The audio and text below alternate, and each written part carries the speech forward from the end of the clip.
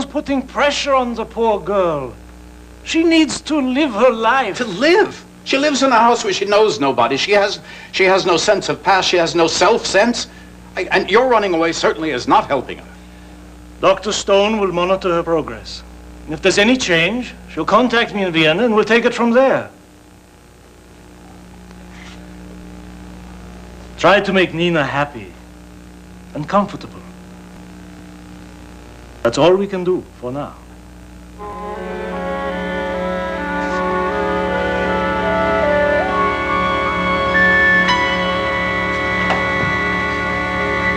Jeremy, you look terrible.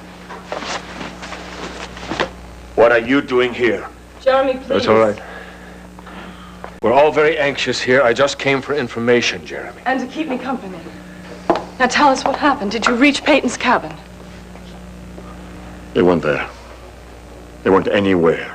Not a trace, not a scrap of clothing, not even a footprint.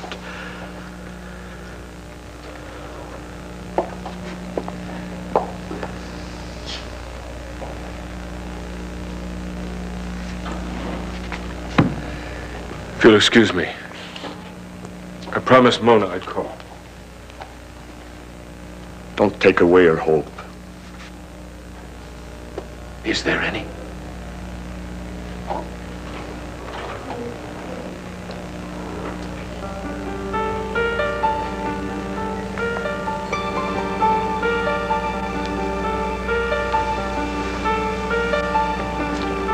Don't give up.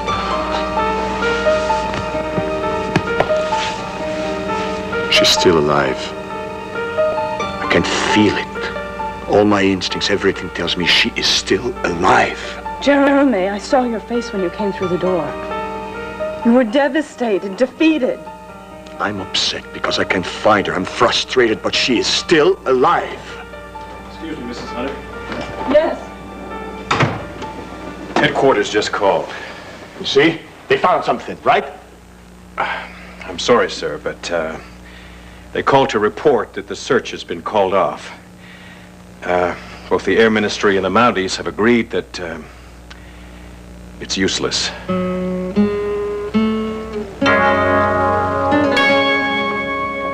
we're not going off to play. But you wouldn't be very happy where I'm going. It's a ship and it rolls, and you'd be sick as a dog. You should pardon the expression.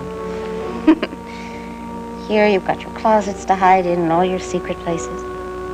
You know what? I'm going to miss the two of you, though. Who's going to pounce on my bed in the morning and come to greet me at the door when I come home? I've always known that the two of you love me, even when I've had my doubts about everyone else around here, you know what I mean? And Mom and Sloan said they take very good care of you. They're going to spoil you rotten, probably. Sloan is even going to take you to the vet to pick up your sister later, yes? Right in your little carrier, yes. Mm-hmm.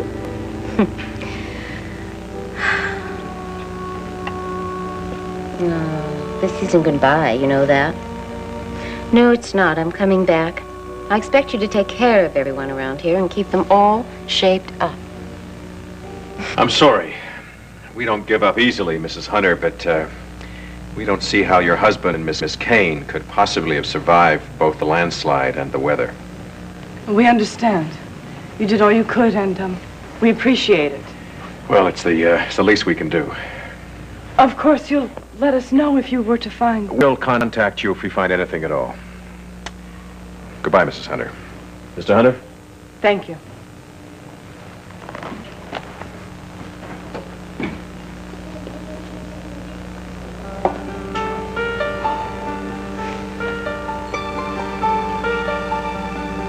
Jeremy, is there anything I can do? I'm not giving up. I realize it's difficult to accept, but the Mounties do know what they're doing. There's no proof Erica's dead. I say she's alive. And as long as I'm able, I'm going to go on searching for her. That's possible. Goodness, I could hardly tear myself away from a dude like you. Yeah.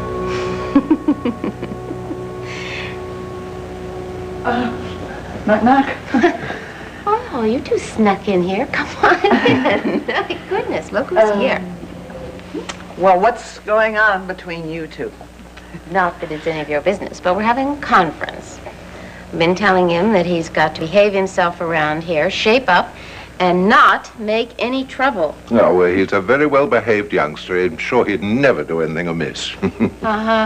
What about that vase he broke not so long ago? Oh. It was just good taste. It was an ugly vase. Yes. Besides it was in a stupid place, wasn't it, Jasper? Oh, absolutely. I never cared for the thing anyway. Typical grandparent, you see. You can't do anything wrong. Yes, well, don't you worry about it. Well, you know, I was about to take him to the vet. Not him, but pick up his brother at the vet, so I'll take him along with me for the ride, right? Two of them together. Oh, he'd love that. Good. There you go now, you. You're all safe and sound now. Safe? Off you go. The two Right. of them Let me take right it. in there. Thanks, Sloan. Bye.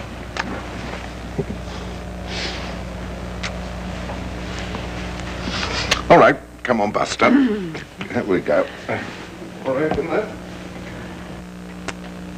Well, it's Don't really you worry wonderful about of you.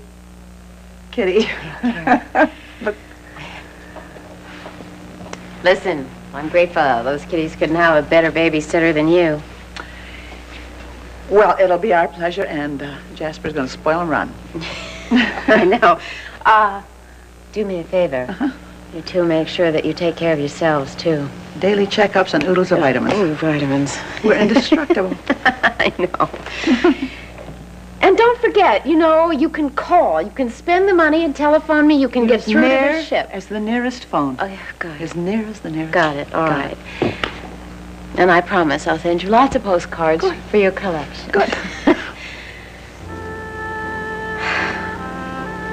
You do know, don't you, that I wouldn't be doing this if I weren't absolutely sure that it was best for all of us.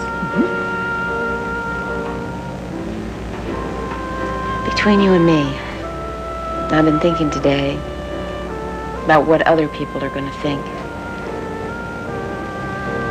Think there's any possibility that they'll believe that I'm deserting my daughter the way I did years ago? That's ridiculous. Anybody who understands will know the reason, and anybody who doesn't, I'll straighten them out in a hurry. I knew you'd stick up for me.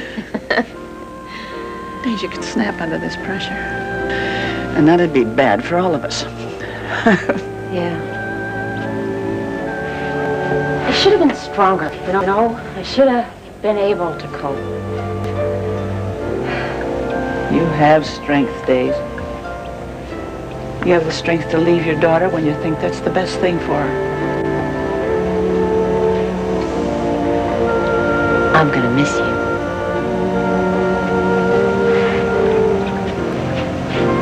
Yep. I'm gonna miss you. Should have known better than leave the two of you together. Yeah, you'll get maudlin. Cry buckets. I'll have to call in a plumber. Who's crying? Well, absolutely I'm not. I'm crying on the inside from jealousy. You will be in a Deluxe stateroom being waited on hand and foot. You've got all those wonderful ports south of France. Prince Rainier will probably give a great big ball for you. Oh, Prince Rainier now. Yeah. Luxury cruise. Just what everybody wants. Yep. Yes, and it's about time for that, too. I really don't like to rush you, Daisy, but I think we better get going.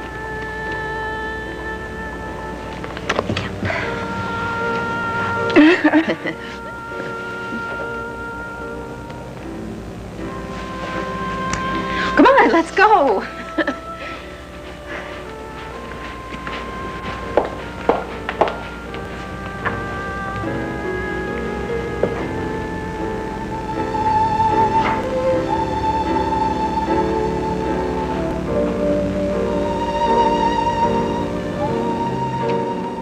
Would you please send Summers in? Thank you. With our experience on the hunt for money, I can mount a full-scale private search party to look for Father. Don't you think that's time and money well spent? Yes, I do, but Jeremy, it's almost dark out. You'll have to do this for the morning if you still insist on it. No, we have to start now.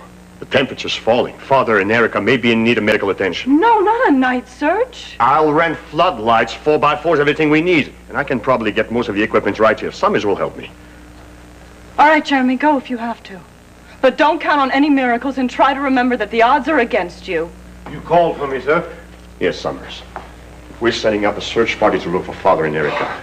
Get me out the climbing gear.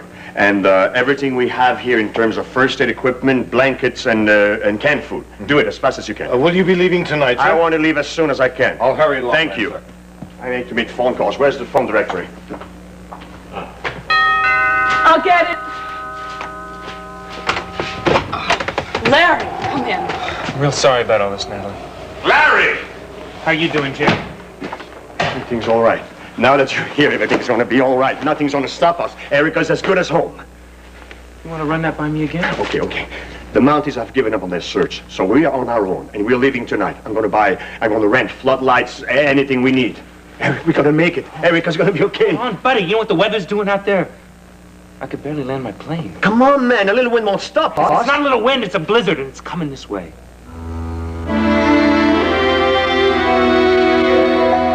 But I still have to try. Whether you come with me or not. You get caught in that blizzard, you're going to lose your life. Now listen to him, Jeremy, please. Here are some of the things you asked for, sir. We are short on tin goods.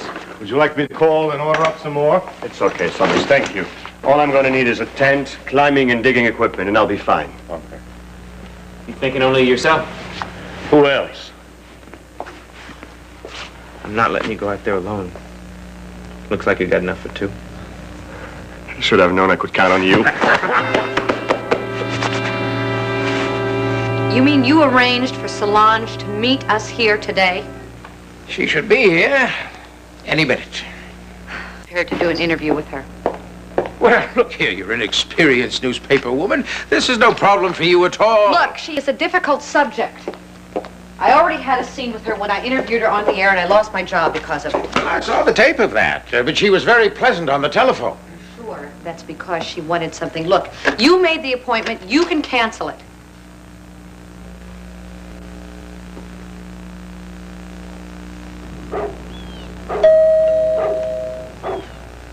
Well, I'm afraid it's a little too late.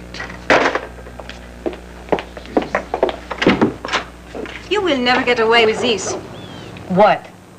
Do not pretend. You know you are guilty. Look, I don't know what you're talking about. I didn't even know why you're here, frankly. I am here because I care about the truth. Miss Chevalier, my name is Winston Harding.